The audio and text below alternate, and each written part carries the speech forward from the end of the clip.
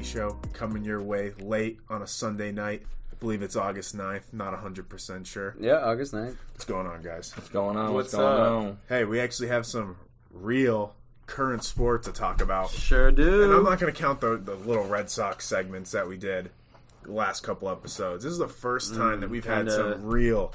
Kind of hope we don't talk any Red Sox. Well, you're in for it because there's going to be a little bit of a Red Sox segment, baby. Hey, they just won 2 out of 3 against Walk-off, yeah. Toronto. Money Mitch. But yeah, we're going to start off talking about some Celtics. They've had 6 games now, coming off the nice win against Orlando in OT. Bruins talk. Can't say they're doing very well, so we'll get into that. Chokers. Yeah, a little bit of baseball, Red Sox talk. I want to go around the NBA. There's a bunch of, I think, really good topics to talk about. PGA Championship just wrapped up. I want to get into that a little bit. And then I wanted to throw in a football segment, and we're going to talk our predictions for the NFL season awards as we're about a month from the start of the season. Aight. So let's get right into it. Celtics, 6 games in, I believe, 4-2? Yep, Through 6. 4-2. How do you feel about your Celtics? I was pretty nervous after that Miami Heat game. I remember thinking to myself, that still makes me nervous, just because they won tonight in OT against Orlando, which isn't even a team that you should have to beat in overtime. Yeah, but they're still makes me a little nervous. 3-game winning streak now. They've looked good their last 3 games. I know one of them was against the Nets, but that win. Oh wait, no, you weren't. Where they you weren't smacked saying the Raptors was great. Yeah, that game against the Raptors made me that made me a little less nervous. Did it kind of made up for that Heat game in your opinion? A little bit, but that Heat game still does make me nervous. I mean, they looked bad, and they lost that Heat game without Jimmy Butler on the floor. Yeah. And with tonight's game though, if they had lost, or I'm not going to take too much away from tonight's game because they have the 3 seed wrapped up. There's really nothing to play for anymore. That's how I feel about all these teams. Their situation. There's nothing on the line, so there's nothing to play for. I mean, so they started off against Milwaukee.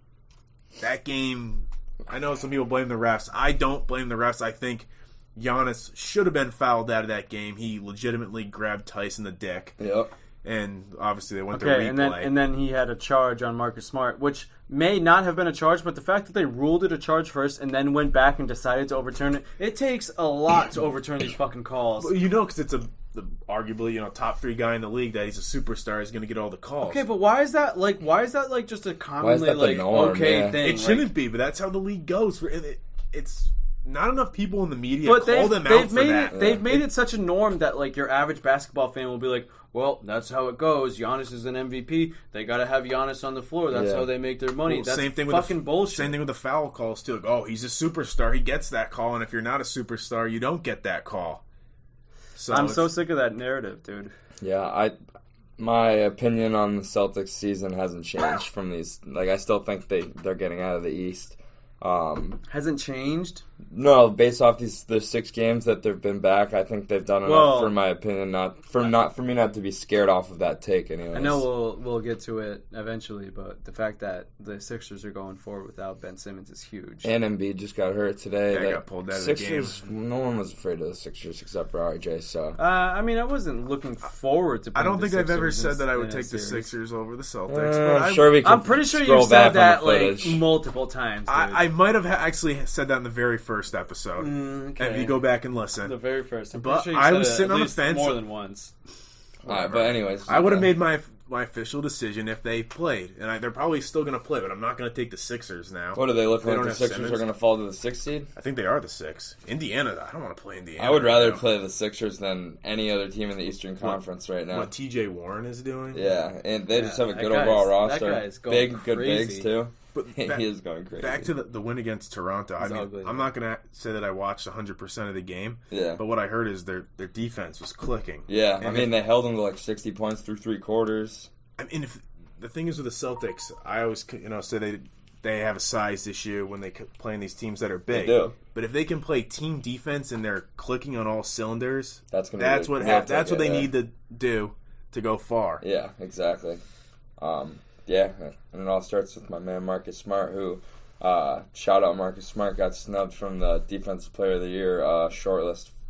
It was wow. It's a big man. He wasn't even on the list. No, he wasn't on the 3-man shortlist. It was it's Davis, Antetokounmpo, and of course Rudy Gobert just gets that by default every year. Wasn't he first team? He was first team on defense, but like I'm talking the 3 man. Okay. They released all their shortlist for the awards. Okay, that's who's the candidate. Yes, It's hard. It's hard to go against any of those big men. Because, it's a big man's award. I mean, sure and it's a numbers award. Like you got to have your stats. Like I feel like you can't really respect what Marcus Smart does unless you watch him night in, night out. Right. I mean, so talking about Smart, maybe he got fouled out. I think it was the Miami game, right? It was the. It was the Miami game. It was fouled out in like the third quarter with like 8 minutes left or something like that. And I don't think it's a coincidence that he was bitching about the officials and then he gets fouled out. Probably. Like these refs are petty, and I do think that like if they know the guy's out there, they do have some egos. Yeah, they will. That's why I think that. Yeah, why do you think Celtics need the real Draymond Green gets teed up all the fucking time? Oh, they don't because forget. they know that he's going to talk his shit. Yeah, and they know, and I'm sure that they have a conversation with him before the games. Like if you have an issue, talk to me like a civilized person. Yeah. Don't fucking bark at me the way that you always do. And he ends up barking. Same with Marcus Smart. I mean, I see him do it. I see. Honestly, I don't think he's as bad. He's not as bad as Draymond, but they all do it. Like they all. I mean, I saw. Like Gordon get teed up, which I never see him like overreact. Right. Jason Tatum got a pretty bad tee in one of those games too. It was Miami. It was the same game. Yeah, that's my thing, and it's not even just a Celtics thing. The entire league does it. But man, Tatum. I'm not trying to come at Tatum. I knew as fun as this. He bitches every time he takes the ball to the hoop. And sure, he's turned into a good player, but at the end of the day, he and these guys in the Celtics have not won anything, and those refs, as wrong as it is, are not going to give them the respect of getting some of these calls when they haven't won anything and they're not superstars. So I just feel like he sometimes when he takes what? I think Tatum's a superstar now, but continue. You do think Tatum's a superstar? Sure. I mean, he was referring to Tatum in his argument. As he just said none of them are superstars. Oh. Did I say superstars? Yeah. No, maybe you weren't. I meant they're not. I was just kind of sorry. I just feel like they haven't earned it to Sure. get those calls. They haven't won anything. I mean, sure. If you want to put Tatum in the class of a superstar, that's fine. But he's only been in the league for 3 years. That's using the term loosely. I am using it loosely. No, like me, if you want to call him a superstar, you're loosely using the term superstar because like he's borderline superstar. You're right firmly using it though, like he's superstar. Well, honestly, no. I was just trying to admit that like he's Well, a superstar can be used in different terms. Yeah, like if you're talking, there's maybe you could be like superstar is LeBron, Harden, Giannis, Davis, or you could like include a whole bunch of people in it. But and a question that I had going into that Toronto game was, I know that they had that trip to the Eastern Conference Finals a couple years ago, but it's going to come down to, do they know how to win? If you know what I mean, like come down crunch time in the playoffs, and they haven't proven that yet. I think that was a big win against Toronto. They do? I don't. I mean, I'll admit it. I don't think they do. I do. I think they're good enough to not have to to make it so they don't have to rely on coming down to win. I feel like they're good enough to make it past teams like Miami, Philadelphia without having to learn how to close games out. Obviously, those games are going to be close, but in my opinion, I feel like they're still talented enough to still control most of the games that they play in and win, especially in the playoffs. But when it comes down to like the final stretch, I haven't seen anything out of Brad Stevens or any of those guys that make me believe that they have that they have what it means to close games out at the end. I happen to disagree there. I like when you have Kemba Walker, Tatum, and Jaylen Brown along with Hayward. You got the people who know how to score. I mean, maybe it's because Kemba's been on a minutes restriction, and I haven't seen him late in games. He was balling, while they've been in the bubble. Well, that's where the Toronto one was promising too, because he got more minutes, and I felt like they haven't played since March, and the Celtics, they're kind of at this handicap where they can't really get that flow going because they've got this guy playing on a minutes restriction. Yeah, and you want to get as much momentum going into the playoffs as possible. I'm just saying, like when it comes down to it, you need your stars to perform, obviously, in the playoffs in any game that you're trying to win. And I feel like Tatum and Brown can disappear just as easily as they show up. The good thing is we still have a guy like Kemba if they are. I understand, but when I say knowing how to win, it's not just like a clutch thing at the end of the game. It's the game as a whole. Do you know how to win? Well, do you know how to win as a team? And we'll find out. So, like Rob Williams, I mean, he had that big game against Brooklyn.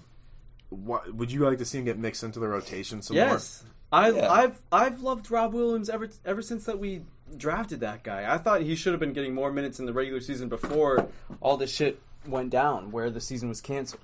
It comes down to who do you want to get those minutes, though, Cantor or Williams? Williams.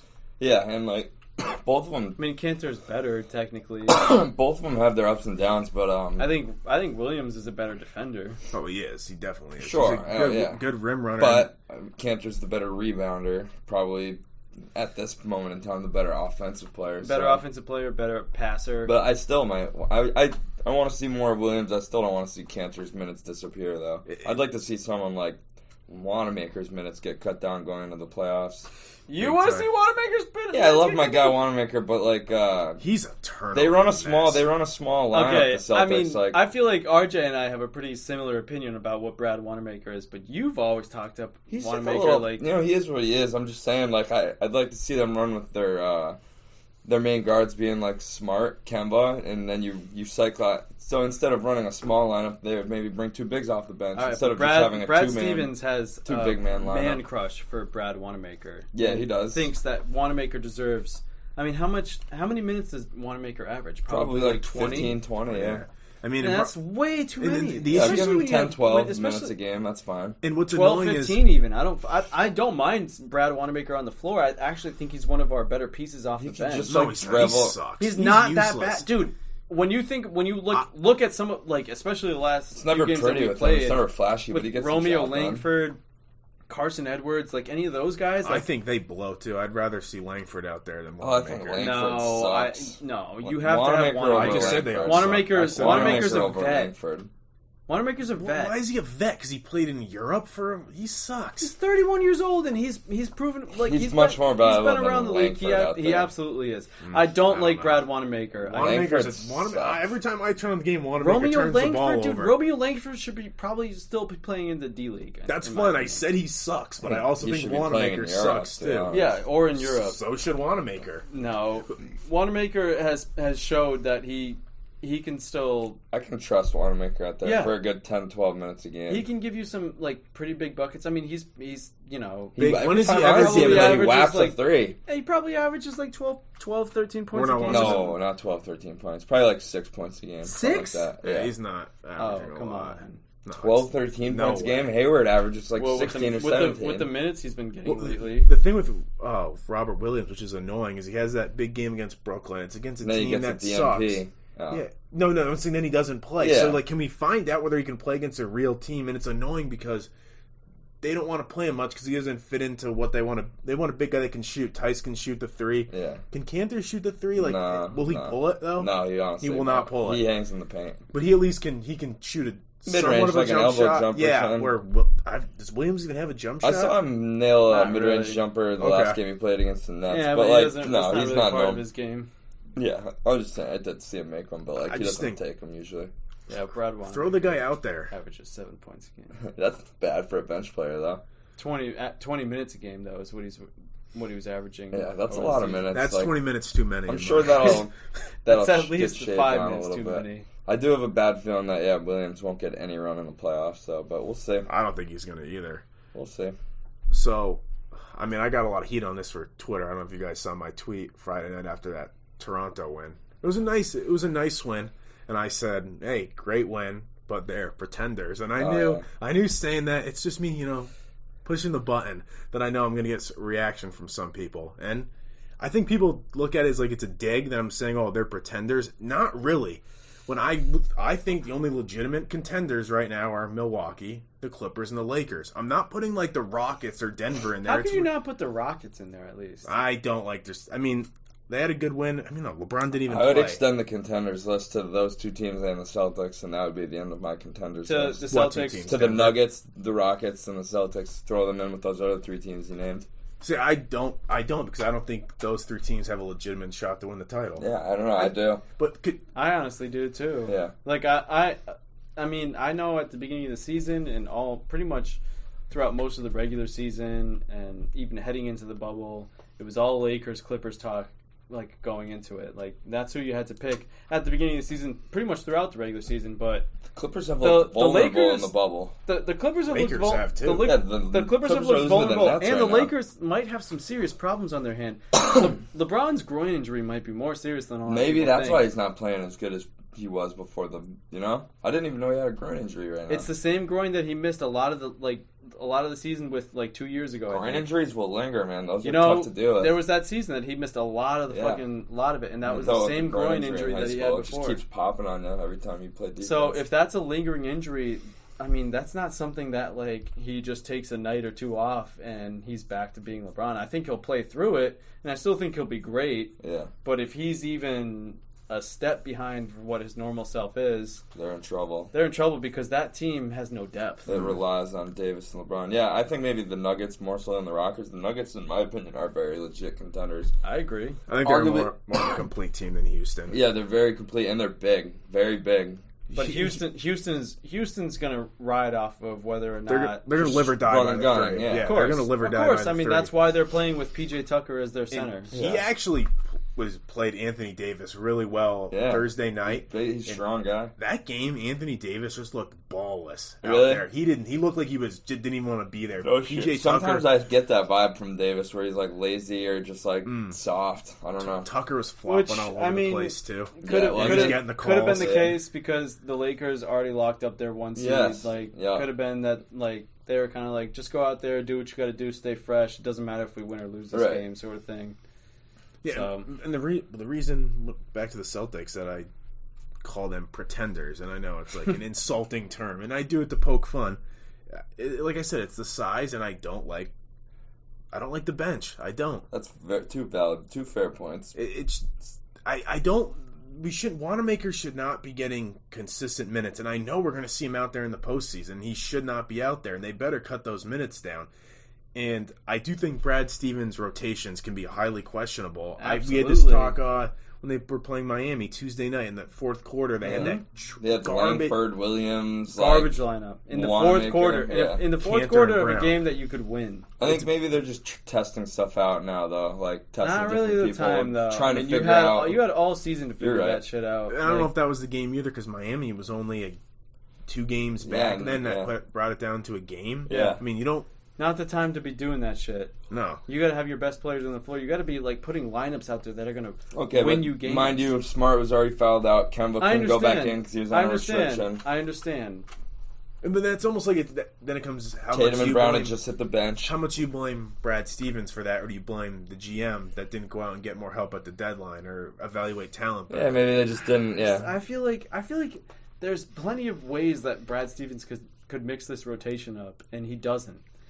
You know what I mean? He starts with his starters, and then all of a sudden, it's Brad Stevens is almost like a 5-in, 5-out kind of guy, which I hate. I hate that idea of a rotation. I want to at least keep 2 or 3 starters, 1 or 2 or at least one of Hayward, Walker, Brown, somebody Tatum who you can run the offense through. Do you think if Robert Williams got more minutes, that would take Wanamaker's minutes away? Do you think there's a way they can make that rotation work? Yeah, I think they could cut down on the backup guard play and bring in more big men. I don't think you could run the offense through like Robert Williams. No, I know. That's what I was saying. You could have you could have a Williams, another big guy. You run a 3 big man rotation, and you take a little bit of minutes out of the guard rotation. You run with Smart and Walker and Brown more. I mean, it can't be worse than what he's been doing with.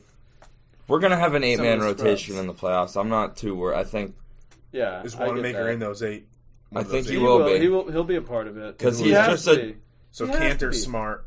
It's probably going to be something like Wanamaker, Smart, and then a little bit of Cantor, a little bit of Williams. Yeah. I don't know. I don't want to see Wanamaker out there. I don't. I just think. I mean, again, he's bad. He's just basic. He's like a those guys basic are those guys are somewhat trivial. It all depends on if Jason Tatum's going to show up, and if Jaylen Brown's going to keep playing the way he has been. And honestly, if Gordon Hayward can do what Gordon Hayward was paid to do. I'm mainly a little nervous about the size. I know our guys play bigger than they are, like guys like, I don't know, Marcus Smart and Tice Ball's out down there, even though he's only 6'9". He's smaller than people think. Yeah, he's 6'8" or 6'9", but he's got that long wingspan. He plays bigger. But I'm just saying, do get a team like Milwaukee in the playoffs, they're huge. It's going to be tough. How do you know the Lopez brothers with Giannis is... We're going to be getting killed on the boards in some of these games. I could see Marcus Smart racking up fouls. That like if he has to get thrown on Giannis in some moments, and Giannis he's gotten to that point where he gets all the calls. Yeah, and Smart plays really aggressive, and you hope when it comes playoff time they'll let him go a little bit. Yeah, but with some like positivity and some negativity. Yes, I said I don't think it's their year. I do think they're pretenders. I do think, I don't want to look ahead to next year, but, Tatum's only going to get better next year. The Brown's going to be better. Maybe add some pieces. I would like to, I don't know what the cap space is going to be like, but I would like to see them add a big guy. Well, that's my biggest issue. I would at least like to see them play in the Eastern Conference Finals. If they don't make it to the Eastern Conference Finals, it's a failure. Because especially now, if you're going to should have a much easier matchup against Philadelphia with no Simmons. You should beat them in 5 or 6 games. I know Toronto's still in front of you, but to me, Toronto is more of a team that's pretenders than the Celtics. Yeah, I don't know about that. I agree. Jesse thinks that the Celtics will handle Toronto. I think they will, but I think Toronto's the best coached team in the league. They just don't have the talents of these other top seeds. I think they have the best coach in the league, too. I agree. I'm not saying he's the best coach. They're just the best coach. Okay. They do have talent. They play they have talent, but a well-oiled machine. They move the ball well. I still think the Celtics are more talented. But it's just I don't even know if anybody on Toronto is as good as our top 3 players. Skill-wise, I don't know if any one player on Toronto is as good as Siakam could. Okay, yes, sorry, I'm forgetting Siakam. So other than that, it's basically like Siakam, and then you got Tatum, Brown, Walker, and maybe even Hayward. Then you have Raptors. And I would honestly take Tatum over Siakam in a series. I wasn't saying that Tatum's better than Siakam. I wasn't saying that. Siakam's the best. I got it. Hayward had a big game today. Actually, played 31, I think, and he was aggressive. That's what we need. He needs to be like that more often. Yeah. And like I said, I didn't watch a lot of the Toronto game, but I don't know if he had a decent game. I saw he had a couple moments there, and the stats are a little skewed from a blowout win like that. True, that's true. But he's a guy that needs. But yeah, I know. I got to see him do more against teams that aren't Orlando. Right. I understand Orlando's not horrible, but contract year for Hayward too.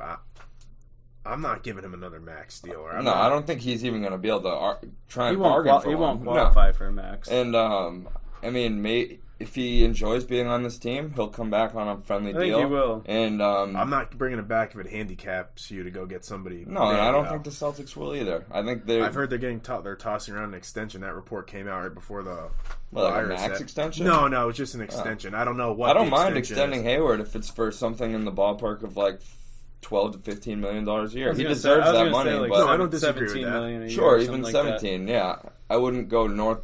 I wouldn't go anything over 20. Then you're paying him too much. Yeah, I'll take him back if the price is right. I just don't want to overpay for a guy that sometimes doesn't seem like. I don't think the Celtics will overrate him. He just doesn't. He simply doesn't have the numbers to back up big money anymore. He's got to understand. Just worries me that he's got to understand that we paid him for a whole season that he didn't play. Yeah, because his ankle broke like a toothpick, and then his hand broke like little piece of drywall. Yeah, I thought Brown has looked good in the restart. Brown's probably, I don't want to say our best player right now, but he's probably had a better restart than Tatum, and if he's maybe more consistent. Tatum's had a few of the best games for us. But even throughout the regular season, Brown hasn't been that far behind Tatum as I'm fleeting. I guess off the that. best player on the team. I used to say Brown was better than Tatum. I know I was wrong on that. I do think it's closer than what people think. Yeah, and I think Brown's is better starting defender, to show that. But I think it was bigger. The gap in defense was bigger last year. I don't think Tatum's a bad defender. No, he's improved. But I think Brown is a very good defender. And I loved watching him in that Miami game when he was putting his head down and going to. Yeah, we love when guys do that. Yeah, they're a little bit different players. Brown's more of that bulldog. Tatum's just a little more skilled.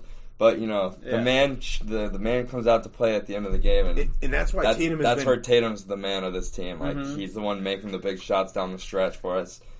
Big shot. Well, he's at least the one taking the big shots. And if the ball comes to Kemba's hands, I trust Kemba to step up and make a shot too.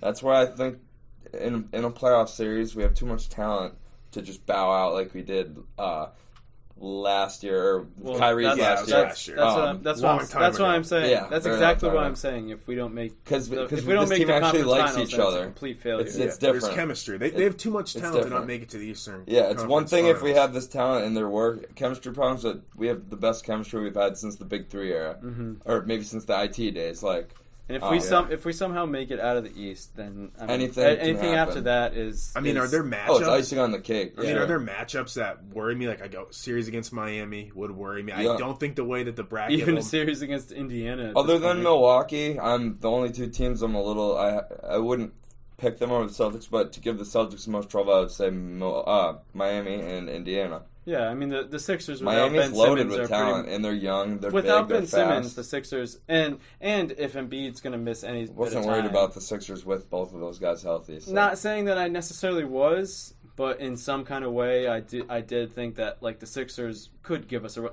especially boys are because of our size buns. issues. Yeah. With Embiid down Tobias low, Harris is Embiid, chips. I understand, but Embiid would eat us up, dude. Eat Sure, us up. But what's going to happen after that? You know, they can't hang with us. Let's be real. still have. If they had Simmons, they could hang with us. Yes, Simmons, they could. Why yeah, do you of say course no? they Like, could. what are they going to beat them in 5 Don't games? shake your You know head that's not happening. We Philadelphia. beat them every like, time we see it in the playoffs. We beat these guys in the regular season too. It's they different, can't beat dude. the Don't Celtics. They go beat into the us. past. They They can't beat beat us the in the regular Celtics. season without Embiid on the floor. They can't even sniff the Celtics' boots in a playoff series. That's not fair. I It's a think different fair. team. They're two different teams, though. It's not the same anymore. What are you talking about? Yeah, you can't It's reference years ago. It's like still the 2 same and 3 base. years ago. It's still the same base. No, it's not really. I though. mean, yeah, It's okay, they fine, have 2 the years same ago. base. So when's the last time they played in the playoffs? That year they won the Eastern Conference Finals run. The Celtics. Sure. 2 right? years ago, right? Sure. Or did they play? They might have played another year too. I feel like Before we've that, talked year about before this that. they didn't play last year, obviously, because the Celtics got bounced in the first round. But It was I 2 years still- ago. I still think they're different teams, but it's fine. kinda I mean, do I guess too. the cores are the same. But Horford washed, Tobias Harris bum. Then after that, You loved they have all Horford these when he was 3 here, and D players. Yeah, he's old now. He's what, 34? yeah, but he's only a I year see him removed play. from I being see him here. play now. But I'm we glad liked we didn't Horford. re-sign We him. liked Horford when he was here because he could defend Embiid. Yeah, that was really. It's not. I'm just That's saying a great that team point. is Who's going to guard overrated. Embiid when you play him? He's gonna feast on us, and then the rest of the team's not gonna do shit. No, Like, you're when wrong. Embiid feasts on us, that just opens it No, up so for that's Simmons fine. You're and promising them a Harris to team play their game. that's going to be clicking on all cylinders. who the Celtics? Yeah, to beat Philly. Yeah, The I'm offense is- saying sure. If the Celtics have a bad series, they can lose. But if the Celtics are on their game, there's no chance the Sixers could beat them. Period. I wouldn't say no chance. No I chance. mean, no No, chance. I would say the I would say the Celtics are Celtics playing have good, like no an chance. 80% chance to beat them. I in think series. Celtics at their best, Sixers at their best. I would take the Celtics and in no 7. more than 6. In 7. No In chance. seven, In with 7. the It's going Celtics to at their 7. best. No If the chance. Celtics are playing their best, then they'll beat. Philly, he can shit on Philly all he wants. They're talented. I Simmons understand. and hey, I'm Simmons right can't there shoot. with you. I'm right hey, there I heard with he was you. going to that doctor. One about dimensional. shooting If the threes. Celtics play their best basketball, Okay, he's they, one dimensional, but nobody can stop him. For if some they reason. played their best basketball, they would beat Philadelphia in 5 or Marcus Smart 6. covered Ben Simmons just fine. It would have still be a no competitive concern with series. them. I would bet every dollar on my name in the Celtics to win the series.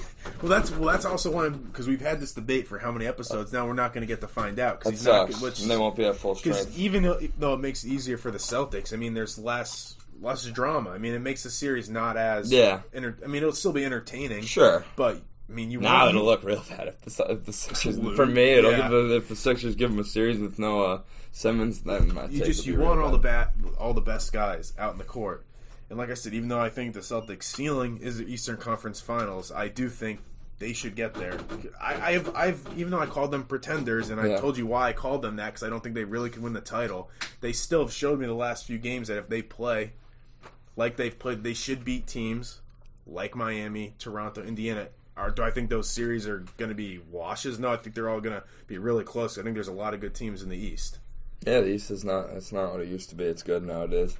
So, the 0-3 team in town since the restart, the Boston Bruins. Andy, you watching that game today, right? I watched. I mean, I wasn't paying close attention to it, but I was watching them play Washington. Yes. Are you concerned about the start?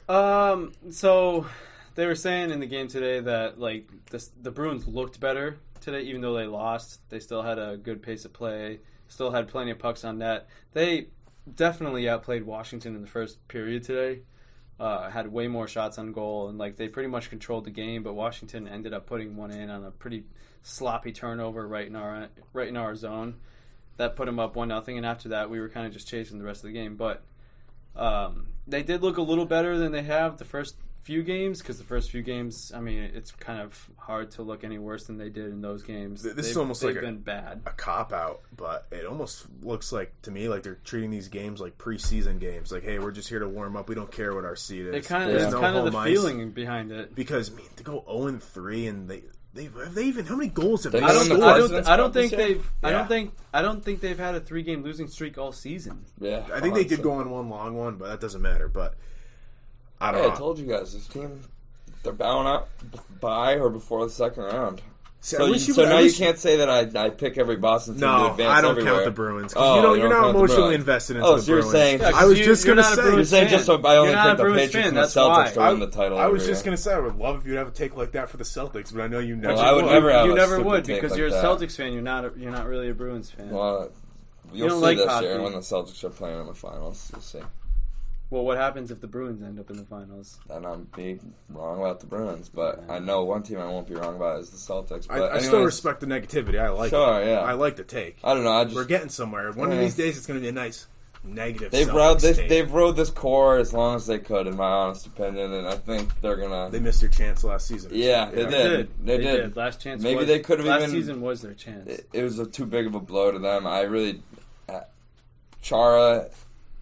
They just need to rehaul this team, in my opinion. I'm not the biggest hockey guy, and it's not Chara's fault, but like I don't like the way the team's built. These guys still have it in the tank. Bruins, these guys still have it in the tank. I mean, it's literally coming down to it. But like, Marchand, Bergeron, Chara, not so much Chara, but they've all still played up to their potential pretty much for the season. I mean, they dominated the Eastern Conference throughout the regular season. And it's unfortunate there was that big layoff, and they've kind of, because I think all year it was motivating them. Like, we left that one on the table, we got to go get it. Then, bam, you're off for 5 months. I don't know if we're having a little Freaky Friday situation, but I think they're going to win the entire thing. I do, and I think they're done. Yep. That would be awesome. But if they don't, they're not. I think they're going early. They're getting bounced early. If they you told me today because I texted you saying. You know, they dropped down to the 4 seed, which is not a bad thing. And you were saying it's not a bad thing because considering. So they're going to play Carolina, correct? And then Philadelphia grabbed what seed? 1. They grabbed the 1 seed, and they're going to be playing. They're going to be playing whoever the 8 seed is. Oh no, they're playing Montreal. Montreal. It goes all the way down to an 8 seed. Yeah, so it's 1 through 8. So it's basically just like the same playoff format. Yes, but the only thing is it's going to reseeds every round. So Philly, if they beat Montreal, will always get the lowest seed. So a perfect scenario. Philly goes and handles Montreal. Bruins win, and then I don't know who exactly Washington and Tampa Bay are playing. The 6 seed wins the 3-6 matchup is what you're saying, and then they would play Philadelphia would play them guys instead of us. No, we would play Philly because they reseed, and we would be the. So I'm saying if Tampa and Washington both win. But would you really want to be playing Philly right now? Oh, you want to play Philly instead of the other? Yes, teams. correct. I want to avoid Tampa and Washington at all costs. I mean, I do too, but Philadelphia is as hot as any team in the NHL right now. That's fine. I want nothing to do with Washington or Tampa until the Eastern Conference Finals, and if you can avoid them till then, they take each other out. They swept Carolina last year in the playoffs. Handle Carolina, flip the switch.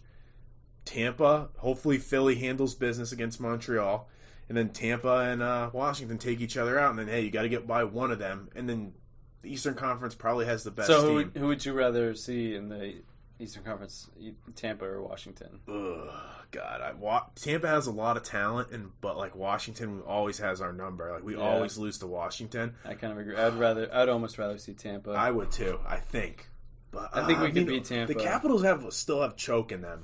Yeah, they had that one good run. Just kind of like what we're facing. Like the Capitals have a lot of old players on their team too. Same with Tampa, though. I mean, they do have some young guys. I think they're loaded. Like they're a team that made some moves at the deadline. They just have. Yeah, Washington has been for the last 10 years known as the team that'll tear it up in the regular season, then bow out early in the playoffs. Win the President's Trophy. Yeah, with the exception of that one run they made. So yeah, I think I would rather see Washington as opposed to Tampa for sure. I mean, every dog has their day, so, and they had their one near. Maybe they. Other than that, is that your new catchphrase? Dog has their day. Why have I said how many times have I said you said that last episode? Did you? Maybe I'll say next. You said every dog. has their day. Has their day. What I said about you last said episode. it kind of like that. I don't remember, but you said it like in a pause, kind of dramatic way, and I think that should be a new catchphrase. Every dog has their day. What do you want me to say? Yeah, and they've played Carolina once this year, and they're 1-0 against them. But I think we kind of touched on this last episode.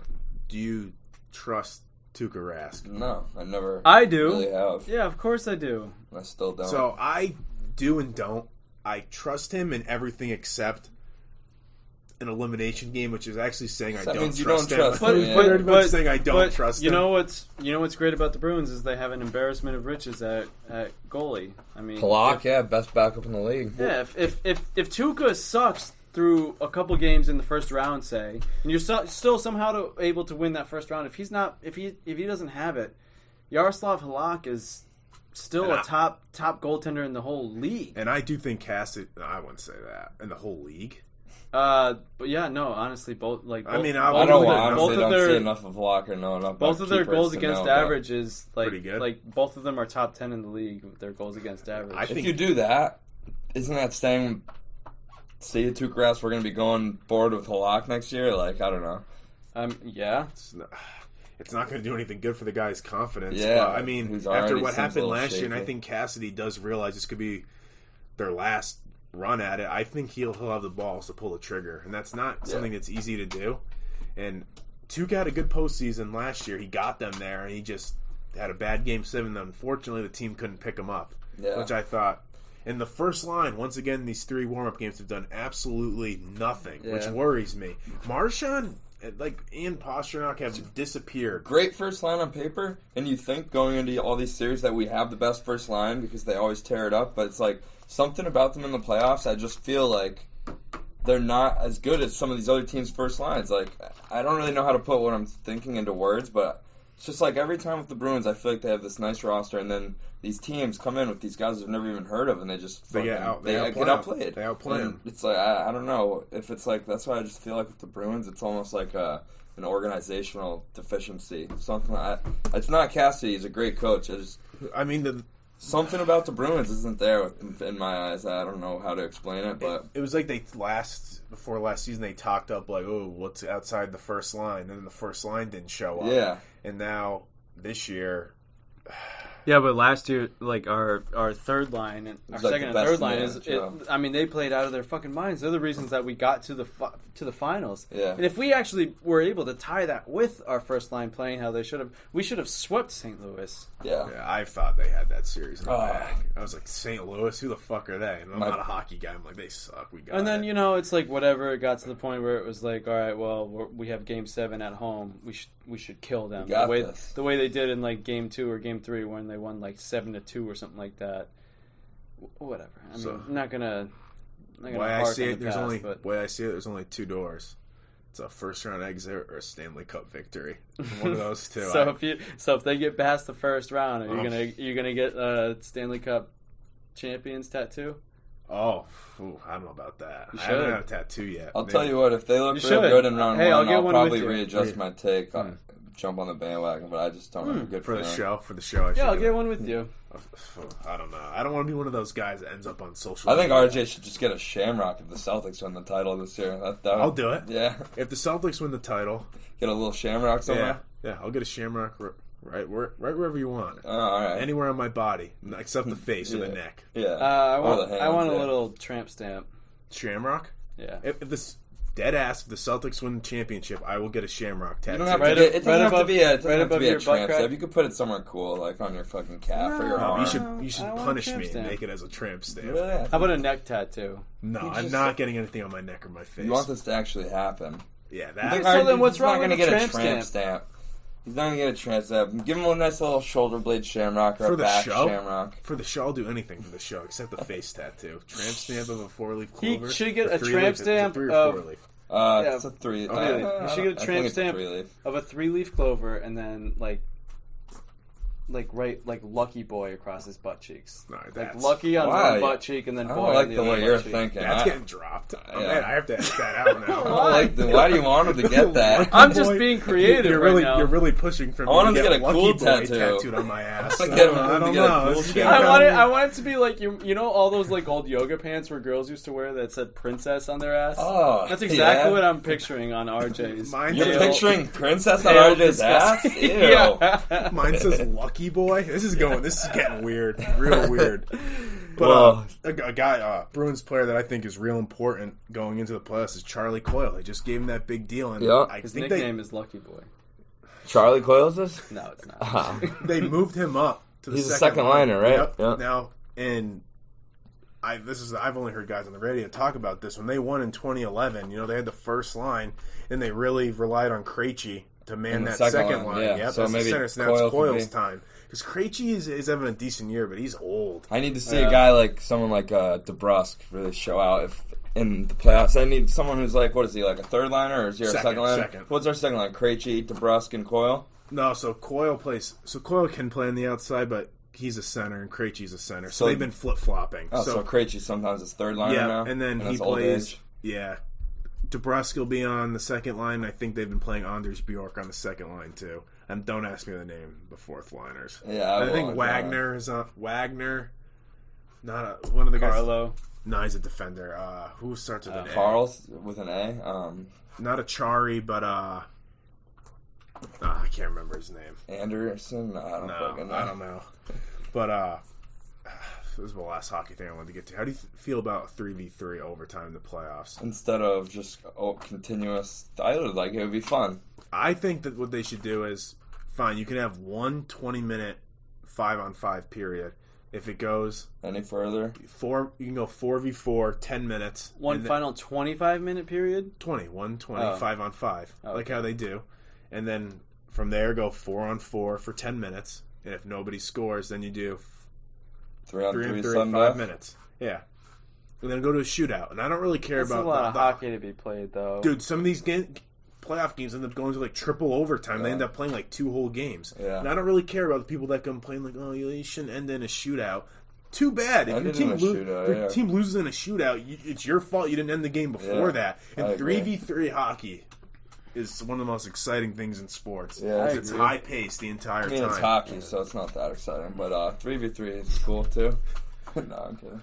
What we learned tonight's show: Jesse hates hockey and the Bruins. Yeah. I do enjoy hockey and playoff hockey, but I got a bad taste for the sport after what happened to me and you at that bar. At that bar, worst night of my life. And first time watching a Game 7. We just went out to the bar. Yeah, for Game 7. It was supposed to be our celebratory. Sounds horrible. Game 7 at this cool bar. I forgot what it was called, but Ember, yeah, great pizza and stuff like that. And whole bar of Bruins fans, and they fucking choked it. Yeah, I'm pretty sure I watched that at Ebbs. Really? Yeah. Not when you want to be out watching a game for something like that. But quickly, like Red Sox minute. Yeah, come on. Do we have to? Just relax, all right? I want to get to an hour-long show here. Okay, sorry. Okay? Yeah, okay. All right, so do you think that they're a playoff team? And I'll answer that for you. I don't remember what I said last episode. I said, maybe if they get it going. But I went and looked. The 8 teams make it out of the 15 in the American League. And they only had to beat out teams like Toronto, Baltimore, the White Sox, the Tigers, the Royals, the Mariners, the Rangers, and the Angels. They all blow. Right. And the Red Sox have won, I want to say, 3 out of 4, something like that. They're starting to get going a little bit. And I also looked up a stat of what the standings were last season. Obviously, 162-game season, not 60. Sure.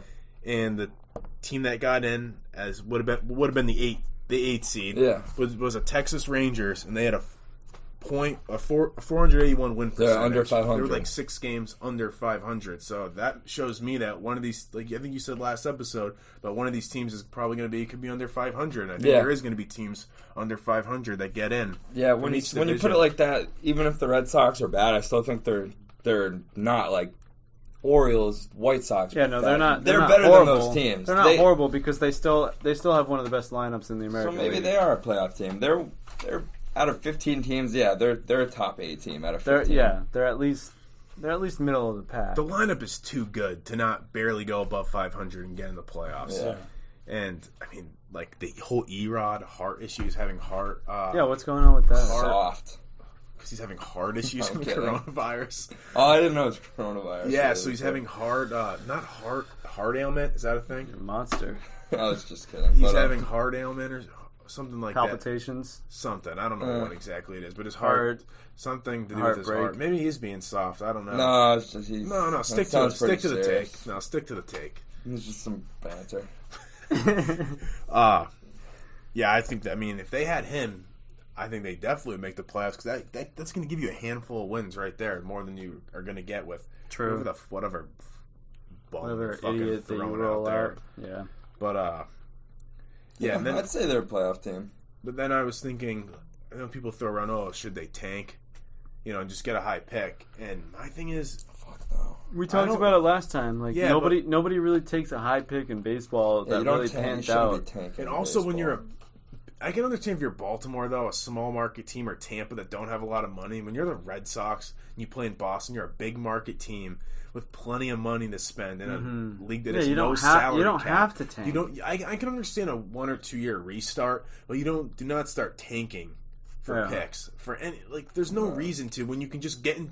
You can have a couple of bad years and go into your wallet and pay and have a.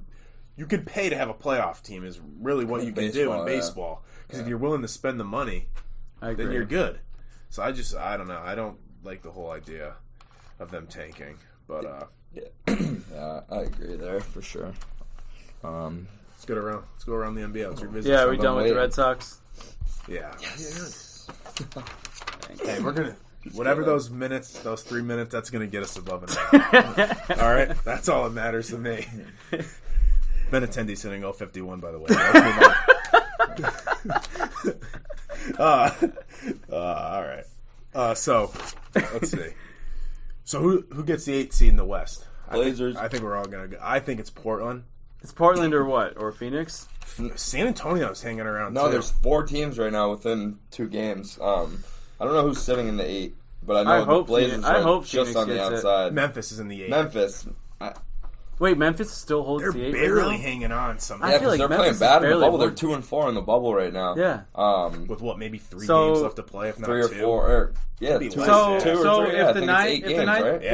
What's the rule? If the 9 seed is within 2 games, then they play a play-in. There's going to be a play-in, and then you have to beat the 9 seed would have to beat them twice, where the 8 seed only has to win. Let's just beat them once. So what? Okay.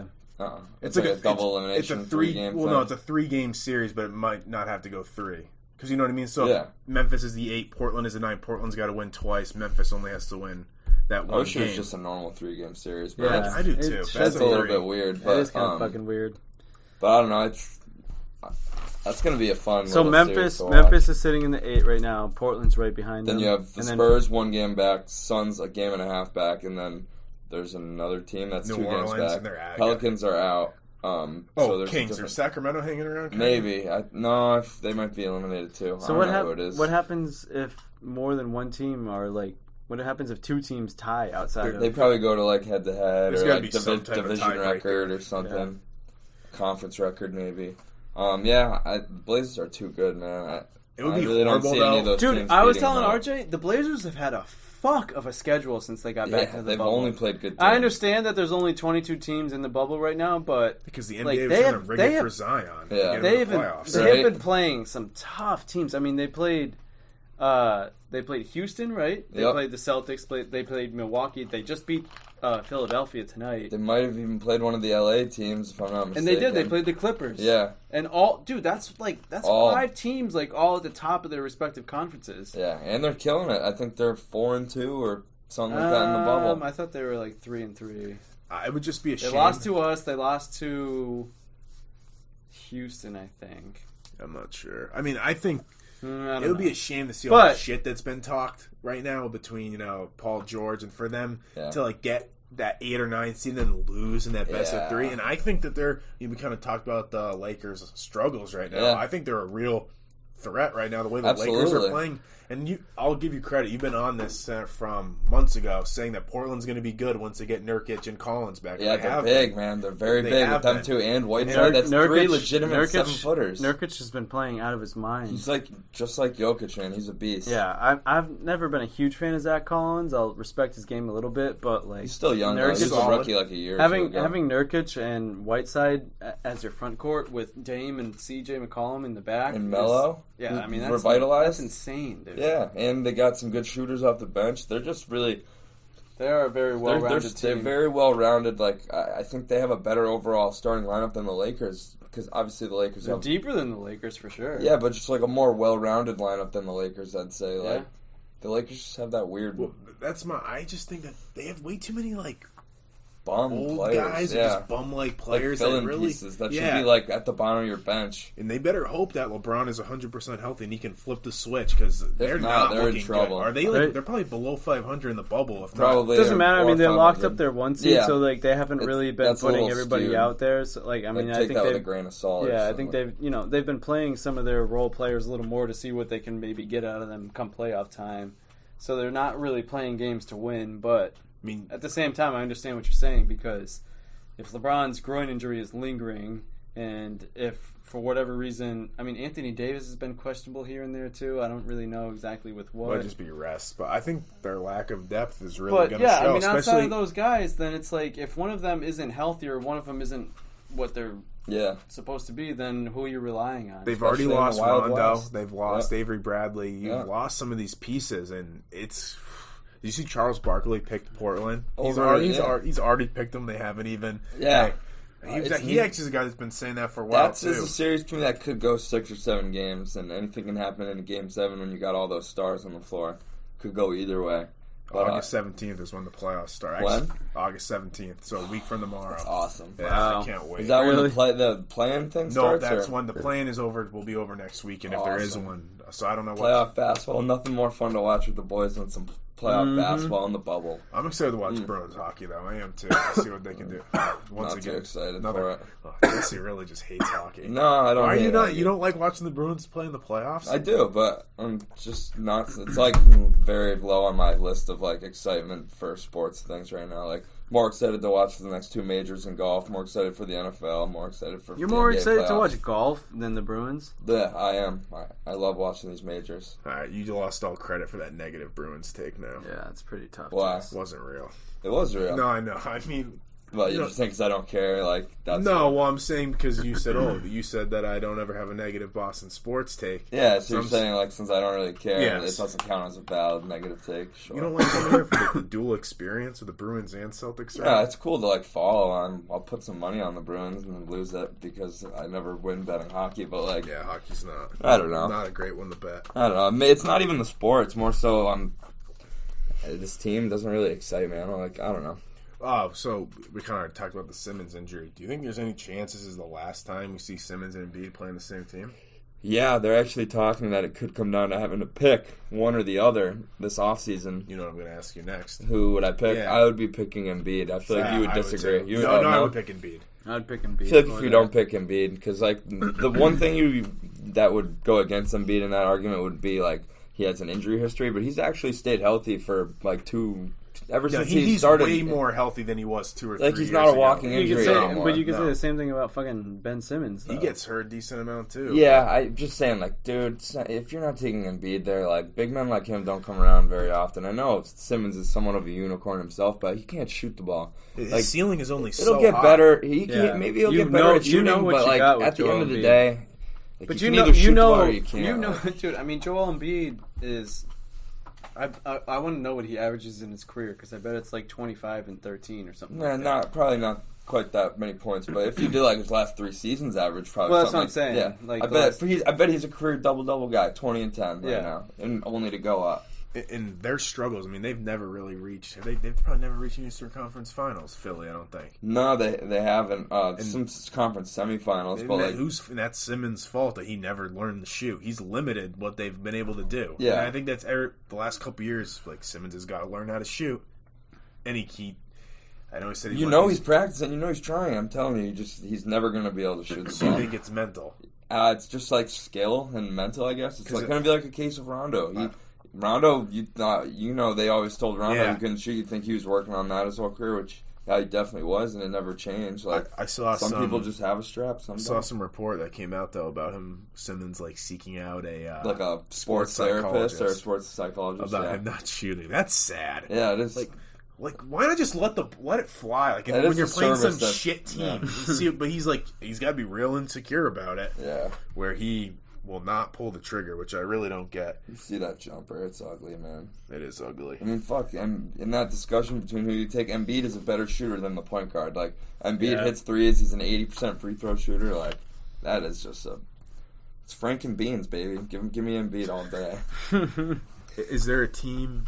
So I know obviously you think the Celtics are the biggest threat to Milwaukee. Is there a team outside of that you think has a legitimate shot to take them out? Because Miami. I was going to say Miami too. I was going to say Miami. I like something about them. I'm not even a huge Jimmy Butler guy, but for some reason I like the dynamic of that team. They're well coached. They have legitimate guards. Dragic, Nunn, honestly, like Dragic has been a great bench. Robinson. A lot of like untalked about talent. Yeah, shooters, athletic people, big men. Tyler Hero. Duncan Robinson, those are guys who can kill you in any random night. And I've always shit on Jay Crowder. I don't mind him on that team. He's a solid piece for them. Iguodala's not a bad piece either. They're like 10 strong. And Bam Adebayo's nasty. Oh, he's nasty. Jimmy Butler, when Jimmy Butler's on his game, you know who? I've always talked about how I'm not really that impressed with Jimmy Butler, but at the end of the day, he's still a top 20 player in this league, probably top 20, top 30, whatever. But if there's anybody in the Eastern Conference who can maybe cover Antetokounmpo, it could be Bam Adebayo, man. He's only 6'9" too, so he moves more like a power forward than but that guy plays that's another guy who plays way bigger than he is. Insane athlete. Yeah, I'll take Milwaukee in that series, but I think it's I would, but I wouldn't bet on Milwaukee in that series. I wouldn't put money on it. I'd bet. I think Giannis will end up getting the win for him, but I think they have a lot of different people that can throw. Jimmy Butler could cover Giannis too. I don't know. I like. If Marcus Smart can cover Giannis, nobody can really cover. I'm just Giannis, saying, cover. I just mean match up with him. They can throw different looks at him. Nobody can really cover Giannis. I like that matchup though because both teams have so many pieces to throw out there. I know Kyle Korver's kind of washed. I kind of feel weird about. I'm a little indifferent when it comes to Milwaukee's pieces. I almost feel the same way about a lot of Milwaukee's pieces that I do about the Lakers pieces. They have the Lopez brothers. You have. But the Lopez brothers I think Robin Lopez and Pat Connaughton blow. I mean, they don't really do anything for No, Robin Lopez is just a sociopath. Pat Connaughton's shined. DiVincenzo's good. I think Bledsoe's overrated personally, but he's a little bulldog out there. He's fine. But it depends the role you're using in him. How much are you going to expect out of him? That dude's a head case. I think he is a head case. I don't know though. Sucks. But even just with Giannis and Middleton, you already have such an advantage with those two players. Yeah. Hey, who was Bledsoe beefing with on the Celtics a few years ago? Or last year? Rozier. Scary Terry, yeah. Fuck yeah. I miss Scary Terry. Didn't he call him Drew Bledsoe? Yeah, that. We could have used Scary Terry on this team, man. Imagine him coming off the bench for us. That's another guy who wanted the ball in his hands too many times. It just didn't work out. But to make too much money. If he did work out, what a piece to be. He's a nice player. I liked Terry. He would be getting all of Wanamaker's minutes. There's no way the money would be able to work, obviously. But no, I'd much rather him in over there Wanamaker. And I think like we've talked about, I think his run was a little overrated in the playoffs just because he was not good on the road. He was great at home, but still, he was a fun player to watch. Yeah, he was a dog out there. I love Scary Terry. It's hard. I know, last year when things didn't go well, and he was one of the guys that they're having an issue with the shots, and it's just really hard to other than Kyrie, come at any of those guys for that because I really think Kyrie was the issue, clearly. And I think those other guys. It takes two to tango, but just every dog. I don't think you can use that. I'm sorry. But no, I think... I was hoping he'd say it. I think I'll say it by the end of the episode. Sure, all right. Maybe. But I think you saw Kyrie just pack it in. I would admit that maybe we should have kept IT and not done that trade if it wasn't for the fact that IT had injured his hip. His career is basically done for him. I can't believe nobody will even give him a chance. I feel bad for the guy. I do. But when you're a small guard like that, your athleticism and your first step is everything. And like if you're even slightly hindered, especially with a big hip injury like that, it's looking bleak for him. But still a guy that he can go ball in Europe, maybe win like Chinese League MVP or something. Yeah. We kind of already talked about like threat to the Lakers, but do you think the Mavericks give the Clippers any type of threat? I really don't for some reason. I was like Mavericks are missing. Mavericks, I feel like, are missing a piece or two. I agree, but all I'm gonna say is don't sleep on them. No, don't sleep on them. If they get, their Luka role players get Doncic, going. It's crazy that Dirk Nowitzki just retired and the Mavericks pretty much got the same replacement. I think it's way too early to say, but I'll say it don't right. try and disrespect. I'll say it right here, right now, on August 9th, 2020. But Luka Doncic will be a Hall of Famer. I don't think that's that bold of a take. It's not, but like, I mean, all I'm saying is that like he's going to turn into another Dirk Nowitzki type player. He may have the actual like Dirk Nowitzki look-alike and like similar play style and comes from the same corner of the world. No, but like you also got Kristaps. You got that European connection. I think. I mean, there's an argument to be had that Doncic is like already the best player or a top 3 player in the league right now. I don't think that, but I know he's numbers 10, could back it top up. 5 possibly. I think he's surely top 5 at this point. Really? You think Luka's top 5? I do. I wouldn't be able to get. Well, maybe think about we'll it do though. Think about his defense it. isn't very good though. You still got LeBron, Giannis, Harden. I would build my team around Doncic before Anthony I did Davis. around Would you take Doncic before Anthony Davis? I mean, to win a game, I'd probably take Davis, but like, would you take Doncic or Kawhi? Oh, Kawhi. That's no question. Doncic or Paul George? Doncic. There's a debate to be had for Doncic those last 3 names. Or Damian Lillard. Doncic. I'll take Lillard. Yeah, I'd take Dame in that. Yeah, we'll see. I mean, the numbers don't lie. I'm just saying. There's still plenty of guys top of the league in talent. We'll see. Listen, I want to put him out there too. I love Luka. So is he your Paul top Pierce 5? said he's the best player in the league. Whatever. God, Paul Pierce shit his pants. Has had so many whack job takes in the last few months. Yeah. Like he's all over the place. I love him. Did you see that clip? Agree with every one of them. Did you see that clip when he was on crazy when he was on the jump with Perk and Rachel Nichols and he said something or Perk said something and then they just sat there and I don't know if she couldn't hear in her earpiece and she was just they're all just sitting there like nobody said anything for 10 seconds. And I think they were like, "Oh, we got to cut the commercial or something." It was so awkward. It was from a few weeks ago, but PGA Championship just wrapped up. Yeah, like probably 2 hours ago. Yeah, Colin Morikawa got the win. 23 years old. Yeah, that's a good win. 13 under. He shot the best weekend score of all time. He posted 65 in round 3 and 64 today. So that's 65 and 64. That's 11 under on the weekend. That's incredible. Yeah, what was he at going into today? He got to be at least going 4 or into 5 today. back? He was 3 back of the lead going into today. Okay. So I mean, this could be a one-time wonder, but he beat out some big names today. When I was betting on this last year, Brooks won this tournament, right? Yeah, he's back to back. And Brooks won with a score of 7 under. He did. And Mokinawa, is that what his last name is? Morikawa. Yeah. He shot 13 under par. It's not the same course though, right? No, it's not. But still, they still match him up. I want to say like difficulty wise, but still, yeah. I mean, 6-stroke advantage there, like compared to what Koepka did. That's pretty wild. This kid won a tournament maybe a month ago. He went overtime against Justin Thomas and he beat him.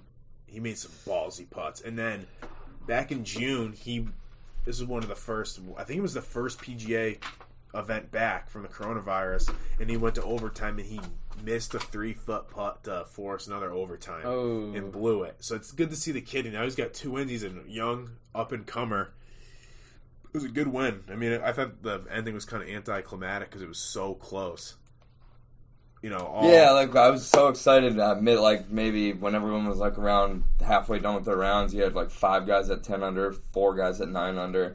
You were hoping maybe it would come down to like the last hole. Yeah. So I saw somebody post this. I guess so. If there was a tie, Yeah, they all would have played in one pair, Yeah, one so grouping. it It would have been a 3-hole playoff with 7 people playing the hole at once. I didn't know it was a 3-hole playoff, too, until I saw. It's cool how the majors all have their own different formats. U.S. Open is an 18. Yeah, I think the Masters may also be an 18. I could be wrong. I'm or it could not be sure. one hole Might just until be it, one. actually, it might be till it breaks in the Masters. That's what I think it is. What's that? What do you mean? Like, till someone loses to the other guy, like head to head. Okay. But either way, they all have their own different formats. It's pretty cool, man. I was happy. It's good to have a major back. It sucks we missed out on the British Open. Yeah, the Open Championship. It sucks that I get it with the whole travel ban. Right, They had right. to drop. Yeah, it's tough when you got like Europeans and all that jazz. But U.S. Open about a month away. Yeah. So do you think that Tiger and Phil? I think Phil's fried. I think he's done. I don't know if you saw he was broadcasting yesterday. What do you mean? He finished. Oh, the and then they had hop in the they had him booth? sit in the booth with Nance and Oh, Nick you know Faldo. he'll be doing that. Yeah, and after I could golf. tell that Faldo was like, "Get this fucking guy out here. He's going to take my job." Like, Probably. people on Twitter were like, "Oh, Mickelson's great." And Yeah. they were like making references to Faldo, like being like, could tell that he was like annoyed by it. Yeah, 'Cause, no, like, it's funny. I actually heard a bit or saw like a transcript of it, and Faldo said something to Phil like, "Oh, like your swing's way too long, Phil. Like it's not sustainable or something." Or he's like, "You got to shorten your swing." And then he's like, "Oh, well, then I'll hit it like you, Faldo." So like, yeah, maybe he is a little. Then there was this also this weird moment where it might have been Dustin Johnson, and he had this type of putt. And Mickelson was like, "Oh, I haven't seen him miss one of these in years." And Faldo's like, "Oh, well, clearly you haven't been watching," or something like that. God. So I don't know if he was like, because like you've been out in the course, or like you Yeah. don't know what you're talking about. It was awkward. Yeah, Faldo's a little dork then. Yeah, I think I don't think Mickelson's he's fried. So what you're saying? He's gonna hop in the booth soon? No, I mean, I think he'll keep playing, Yeah. but I don't think you're going to see this guy win ever again. I mean, hey, he's showing glimpses this year. He came in second in the last tournament before this one. True, but then he's been so bad at times too. No, I know. I think him and Tiger have it in him to put together some more. I mean, definitely more so Tiger in my opinion, but like, no, I don't think they're so like washed where they can't win anything anymore. Yeah, I mean, I think Tiger's got another major under his belt. I think he will get another one. I don't think he's going to catch Jack because he still needs 3 more, but I think he will. And at the end of the day, Just a lot of talented golfers out there. If he, I don't know, so many young golfers Yeah. too. If he doesn't get another one, at least he came back and he did get that one couple. Right, last that year at the Masters? Yeah, that was a sick story. I don't want to say it obviously didn't cement his legacy, but I mean, It that was kinda the did. comeback. Or I mean, it the cemented legacy was already comeback. cemented, but yeah, like It's been a long time. shows how much of like a true legend you are to be able to do that, come back and just win the Masters in that fashion. So, I was thinking about this. So, we kind of talked about this, how Koepka, this guy flips the switch every major. He doesn't give a shit about any of the other. No, he actually doesn't even hardly plays in the other tournaments. He's nowadays, like, I'm only here for the legacy. I'm only here for the majors. Yeah, for real. I have a over under to throw at you. Okay. Brooks Koepka currently sits at 4 4, majors. yep. Over under. He's 30, 9.5. Over under major wins. I'm gonna go over. The way I think he's probably gonna win one of these next 2. The way he plays. Yeah. So this guy could be sitting at 7, 8, mid 30s. I'll say just under. Just I'll give under? him 9. I'll give him 9. Was that a decent line? That was a set, great though? line. I was thinking in my head, is he going to ask me if he can get to 10 or not? But, yeah, I wonder what our buddy Shane would have to say about that. Yeah, I'll give Brooks just under, just because of the fact that there's so many other golfers that are right there with him in terms of skill. And, like, you know, you sure he's 30? I haven't seen his age Yeah, recently. I think he's but, 30 or either way, 31. so if he's 30, that means he probably has, like, another 10 years left of prime. Then he could probably play at a top level for a few more years after that. But, like, you got guys like Justin Thomas who are only 25. You got this Morikawa guy now. You got a lot of good golfers. So, yeah. My dad's not a big fan of him dipping out on the golf course. Who? Koepka. Koepka packs Chaz. Yeah, and he was spitting on my dad's like, that's disgusting. Really? It's like every time the camera goes on him, he's It's a spitting on the ground. total frat move there. By I don't Koepka. know how much. I like Koepka. He is a little cocky at times, but like he should be. He's been the best golfer over the last 5 years. Yeah, my thing is I don't like necessarily love him, but I find myself rooting for him because I like to root for greatness. I like to root for guys that keep going and get major, keep winning majors. It's better for the sport. Yeah, and he's dominant. He's a beast. Something's off with his game right now, though. Like normal Koepka wouldn't have done what he did today. I couldn't believe that. 4 over, like, and it was there for the taking. DJ was sitting at 9, 10 under the whole day. He was there to go. All he really had to do was shoot a couple birdies on each what nine. Was he and he 7 under? Right, he was 2 back. 7 under, 3 back going into the day. I think it was 2. Or no, because Johnson was 10 under. Okay. Yeah. But regardless, I mean, he was right there, and he choked it. But I thought DeChambeau he went on a run early. He went birdie, maybe even 3 birdies. Yeah, he was close. He didn't choke it at the end, but he missed a couple birdie putts. I think he had a couple holes where he fell apart. Yeah, they went into the rough. The rough was looking real thick. I don't know if you saw it. Yeah, I know yesterday he duffed one. He might have. Yeah, he's got some weird. Not only does he have a weird looking swing with his arms where he holds him up, but his putting. You see, he does the practice weird. Swings where he keeps he just jitters and Is that? DeChambeau, the guy who averages 320 yard drives. Can't stand that guy. Yeah, the Rockets. You see him how he has he putts with his belly putter, but it's not So were belly putters made illegal? But there's different forms of long putters. He doesn't have a true belly putter. He just has a super long putter. It's not it looks like a belly putter. It's like the grip goes up to his high forearm. It's pretty much at his chest when he's leading. It's close. It's close, but I still hate that guy. Yeah, a lot of people in golf hate that guy. They think he's ruining the game. Well, we're on the subject of golf. Andy, big eagle putt. Yeah, I made my first ever eagle. Andy made eagle to break the drove the green on a 270 yard hole, par 4. I'm sure that's wrong on the scorecard. It must have been 200, but you straight that and it was heading right for the green. Yeah, lefty honestly, I did think I'm glad you made the eagle putt. I was so nervous. I thought you were gonna miss it. I sent a snap to people I saw you sprint up to your ball. I was drove the green on a 260 par 4. I was probably will still miss it, and I looked at that putt for a good 5 minutes. Nailed it. Just don't miss it. Just don't fuck this up. This is the only eagle putt you'll probably have in a long fucking time. Yeah, that was sick, man. Yeah, and it was big spot. We were all square there. We went up. Took the lead. We took it back 17, and I choked it on the 18th. Yeah, I had a couple bad drives the following 2 holes. Yeah. We'll have to run. I'd love to run it back at maybe Cold Springs or something. Cold Springs or Westover. Yeah, I want to play at West. I haven't played at fucking Westover. You haven't played it all this year? No. Let's book Westover someday this week. Yeah. Okay. This is great. Great conversation for the listeners. Yeah. We'll keep them updated. What happens? We'll broadcast it. We'll live tweet it. Yeah. So I wanted to keep throwing some football, and I'm thinking, we're about a month from the season, so maybe each episode we can throw in a football segment. Yeah, get us who's we think is going to be Super Bowl division winners, stuff like that.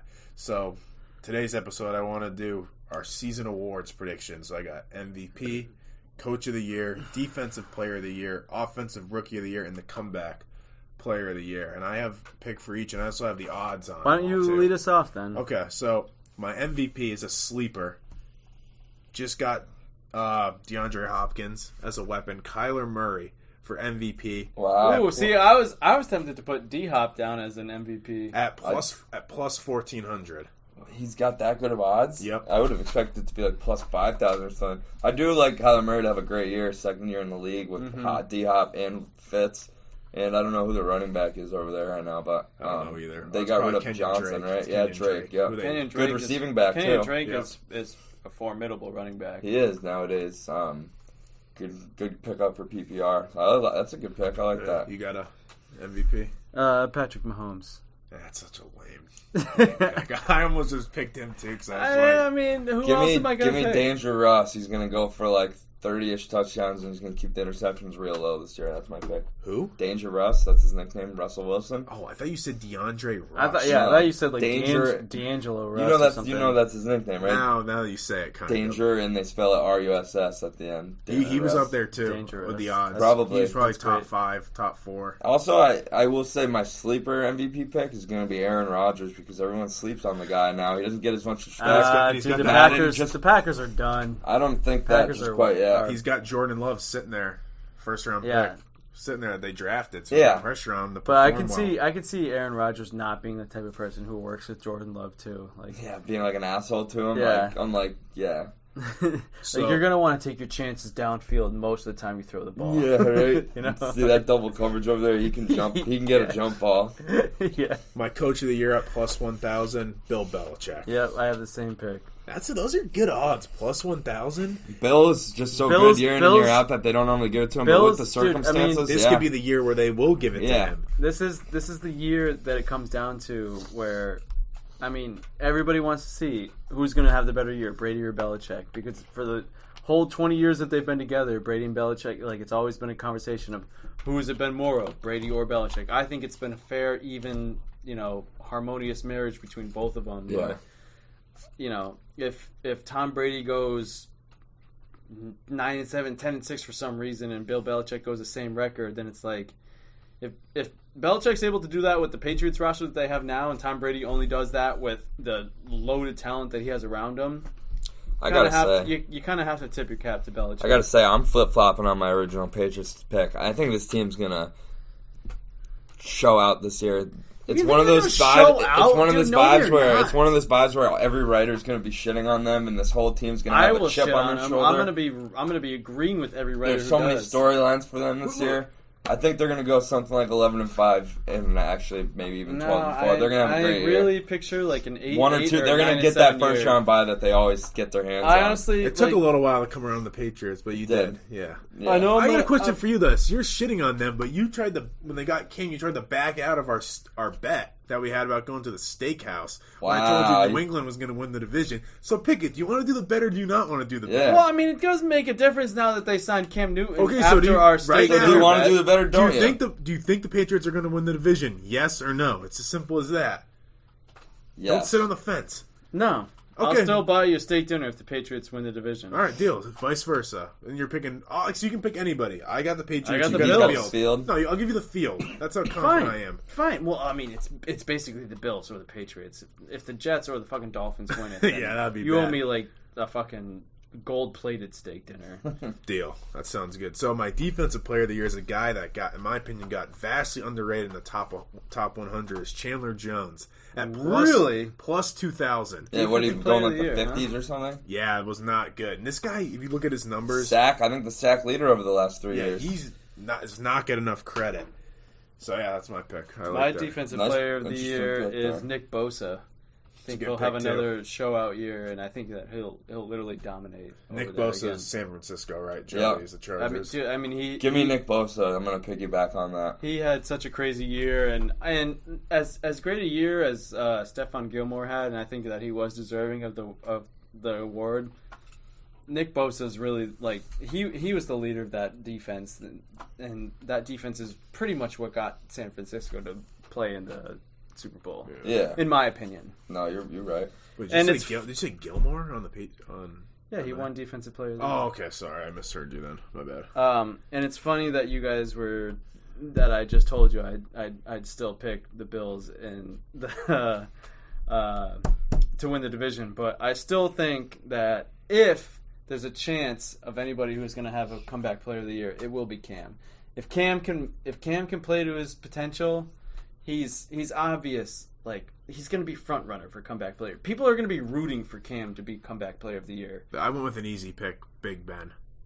Yeah, Ben Roethlisberger plus 300. That's a good pick, though. People are probably going to be sleeping on those boys from Pittsburgh as well. I like that. You got a comeback player? I didn't do enough research for this topic, so I'll piggyback you again. I like Cam Newton. Those are obviously the two, or Gronk. I'll take Gronk. Cam's on there too. I'll take Gronk. Sure, Cam could have a relatively mediocre season, but if he does lead the Patriots to a season where he wins 9 or 10 games, then he's going to be the favorite to win that because he's coming off of a horrible season, an atrocious season, and basically where the Panthers gave up on him. Basically, really like, yep, see ya, like, don't want you anymore, like, you're old news, like, you're washed up. And no other team would even give him the league fucking minimum. Give me Gronk. He's going for double-digit touchdowns this year. So I think Cam has the best opportunity to win comeback player of the year.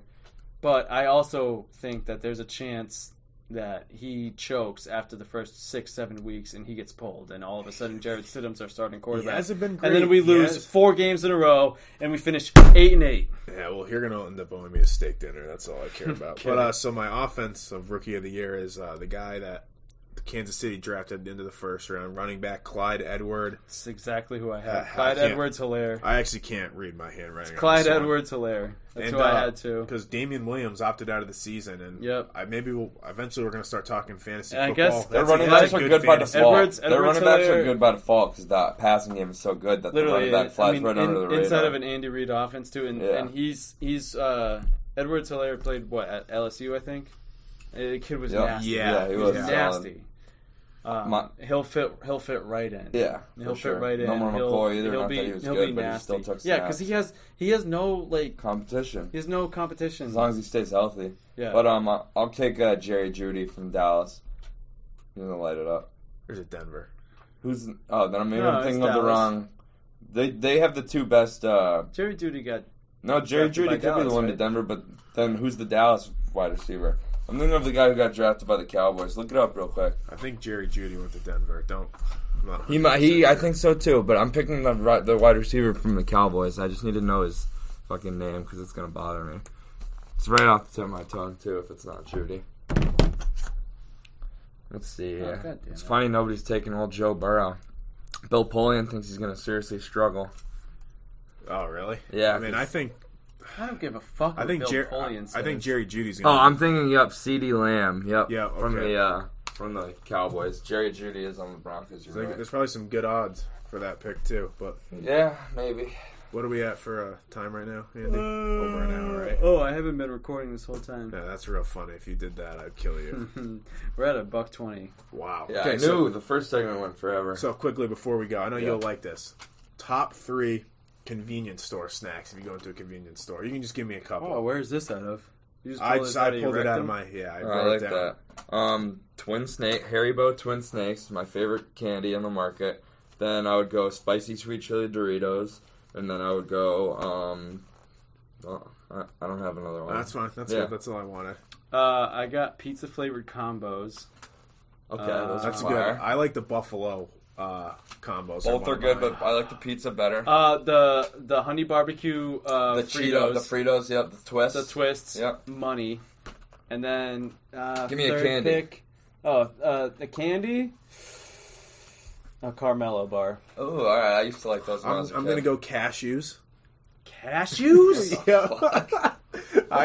Fuck? If I'm at work and Cashews. yes, I will get. You're like, cashew. oh, I could go for a bag of cashews right now. Unsalted. or I like Bag myself. of cashews, a little If I had to go glass candy, of prune if I had to go juice, candy, and, I'd go and, Kit and a Kat. I crossword like Kit puzzle Kats. is That all would I be need. my number one But chocolate. I also love item. myself some Chex Mix.